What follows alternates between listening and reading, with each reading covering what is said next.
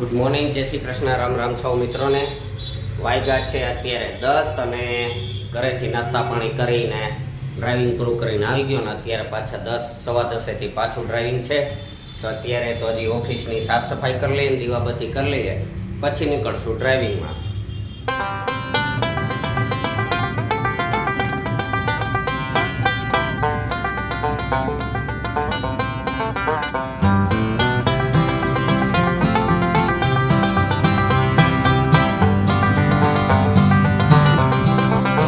મિત્રો હવા 1 વાગ્યો છે, મેડમ છે તો જમવાની તૈયારી કરી લીધી છે।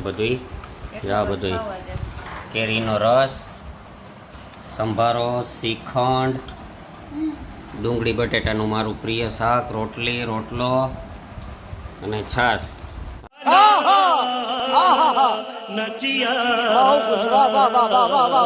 આટલો કેરીનો રસ છે તો એ શ્રીખંડ હો। અબે સાલે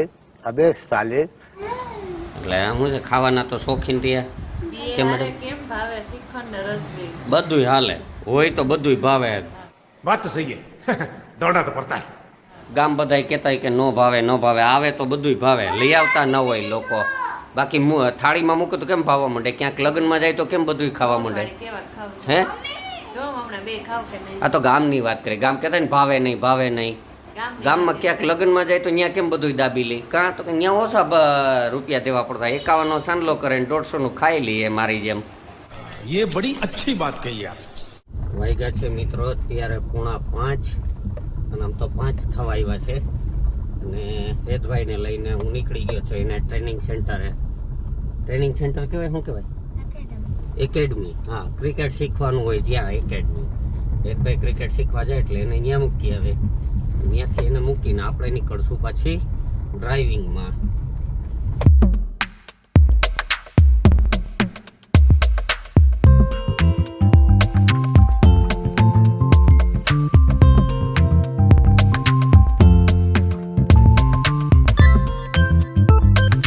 તો ફ્રેન્ડ્સ અત્યારે વાગ્યા છે 7:30 અને ઘરે આવ્યો છું ને અત્યારે વરજભાઈ જ્યાં પેઇન્ટિંગનો ક્લાસમાં જાય છે, પેઇન્ટિંગનું એક્ઝિબિશન છે જુનાગઢમાં, તો એ પ્રદર્શન જોવા અમે જઈ રહ્યા છીએ। વરજભાઈ તૈયાર થઈ ગયા, હેતભાઈ તૈયાર થઈ ગયા છીએ, તો એ ડ્રોઈંગનું એક્ઝિબિશન જોવા હવે નીકળીએ।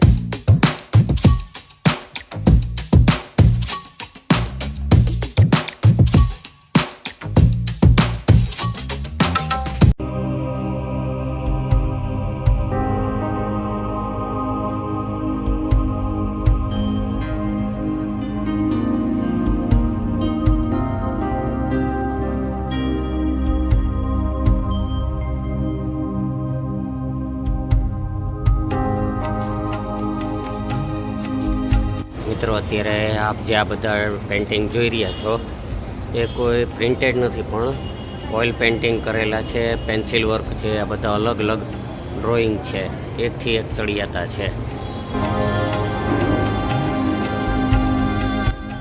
હાલ આપ જે જોઈ રહ્યા છો તે લાઈવ પેઇન્ટિંગ કરી રહ્યા છે કલાકાર।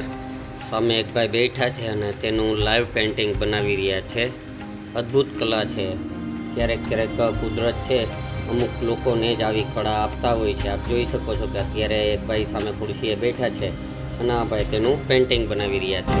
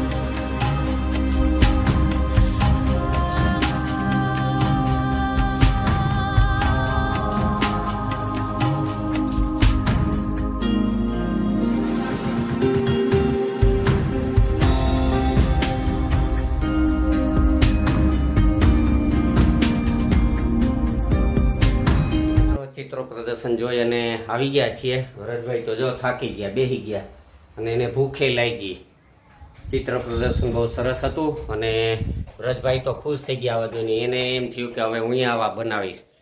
તે અત્યારે ટ્રેનિંગ તો લઈ છે, જોઈએ એવા ચિત્રો ક્યારે બનાવી શકે. તો ઘરે પહોંચી ગયા છીએ, ફ્રેશ થઈ અને જમી લઈએ. हाँ ये कर लो पहले. જો મિત્રો, મેડમને અત્યારે ગરમી લાગી રહી છે એટલે ખુરશી નાખીને ગેલેરીમાં બરાબર બેઠા. ટાઢો પવન આવ્યા કરે તે મજા આવે. કેમ ઠંડી લાગે કે ગરમી થાય? ઠંડી લાગે એટલે અહીંયા બેઠા. આપણે અહીંયા દરવાજે બેઠા કે આમથી પવન આવે ને આમ વયો જાય એટલે થોડોક ઠંડો પવન રહે. તો આજનો વિડીયો હવે આપણે પૂરો કરીએ ને હવે લંબાવવાની તૈયારી કરીએ. કાલે રવિવાર છે એટલે આરામથી સૂતા રહીશું.